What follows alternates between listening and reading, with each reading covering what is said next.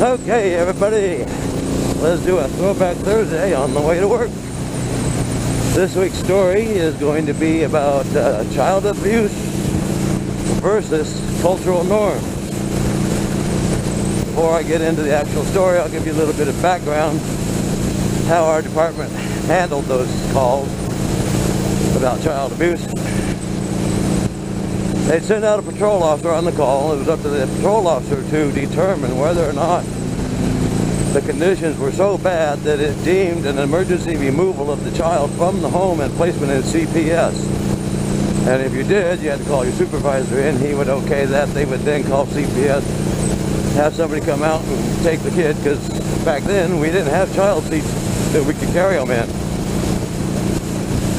Now, if it wasn't, if the patrol officer did not deem it was necessary to do that, all he would do is do his investigation, write up a report, forward it to the detectives in the Crime Against Persons Division.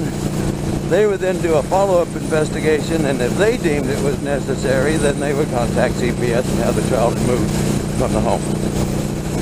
So it's a pretty long, drawn-out process, and that's a very big responsibility placed in your hands to determine whether or not to take a child away from his parents. Because once you do that, it is difficult for them to get the kid back. They usually do get the kids back, but not all the time. So now let's get to the story. Okay, I was working out of Central Division, got a radio call to go check the welfare of a toddler, possible child abuse. So I get to the house, go up and make contact with the mother who's home. And now here's the thing. The mother was of Asian descent. If I remember correctly, she was either like Vietnamese or Laotian, Cambodian, one of the Hmongs, one of that. I can't remember exactly sure which one. But she was one of those group of people who were brought over to California during the refugee crisis at the end of the Vietnam War. And they brought in a whole bunch of refugees from Vietnam, Laos, Cambodia, and so forth. And a lot of them settled in the Linda Vista area of San Diego. Now when you get there at the house, there's a lot of things you have to check besides just the health and welfare of the child to make sure the child's okay. You also have to make a determination of whether or not that parent is mentally and physically capable of caring for the child. And then you also have to check sanitary conditions of the home, and the food, whether there's food and clean clothes and a clean, safe place for the baby to sleep and all that kind of stuff. Well, all that stuff checked out pretty good. I mean, she was as neat a housekeeper as my wife is, but a lot cleaner than most homes I've seen. They had plenty of food, even though it was all mostly Asian food. And as it turns out, what the deal was is the daycare, they called in the complaint because they had seen a burn on the toddler's thigh, on her leg, on top of her leg, in the thigh area. So I was asking the mother about it. Well, the mother is explaining to me that, that the kid is possessed by demons, and the way that they take care of that in their country was they would take a hot metal rod of some sort, place it across the kid's skin for a few seconds to chase the demons out of the baby's body. Well, what it was is, it's just your basic toddler crying because they can't talk yet, so they cry. And, crying either means that they're hungry or they need change or they want somebody to hold them. Well, this mother had taken and heated up a fork over the stove and had put it across the baby's legs twice. So yes, the baby did have some burns from that hot fork laid across her leg, 2 of them.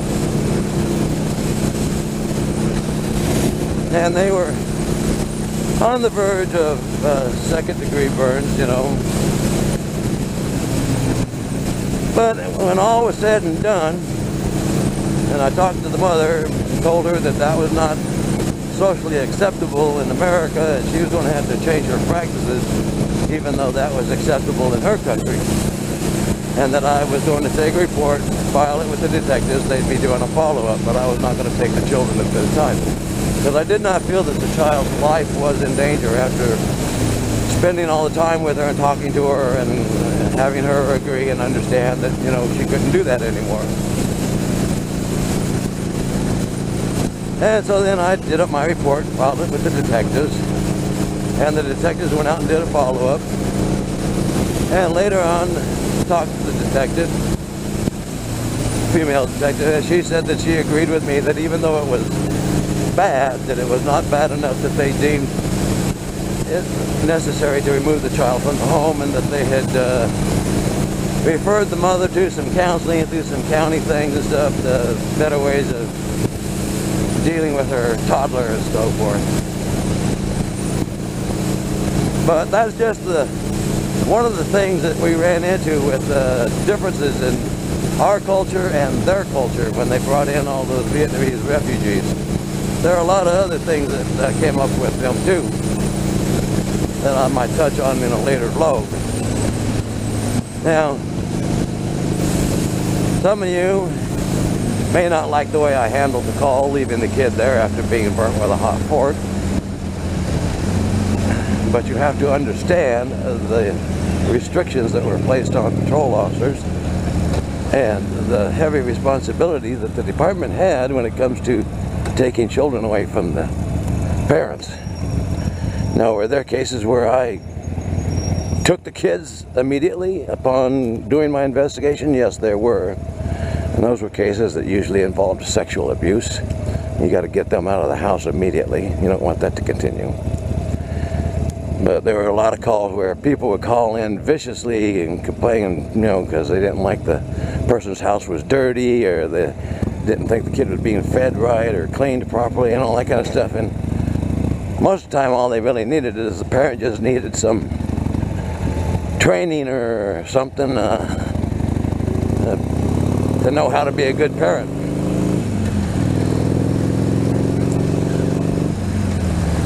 So that's my story for this week about the little girl that got burnt with a hot fork on her leg because she was possessed by demons.